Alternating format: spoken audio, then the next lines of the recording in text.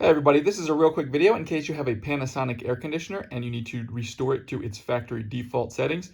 Now there's kind of two reasons you might want to do this. The first is troubleshooting. If you're having any issues where the air conditioner is not responding to the remote control, or the remote control seems to be frozen or not responding, or so if you're having any kind of connection issues between the two or functionality issues, a hard reset to the factory default settings can fix a lot of those. Now you will need to set everything up again, all your favorites and configurations and everything like that, which is a second reason you might want to do this. If you just want to get a fresh start with your air conditioner, like you just installed it, maybe you're installing it in a new place or something like that, we can just go ahead and start fresh with it, and it's real easy to do.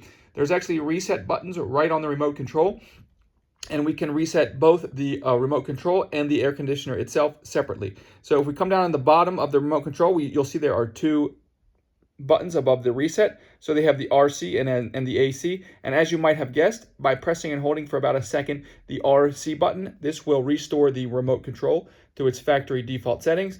And by pressing the AC button, this will restore the air conditioner itself to its factory default settings.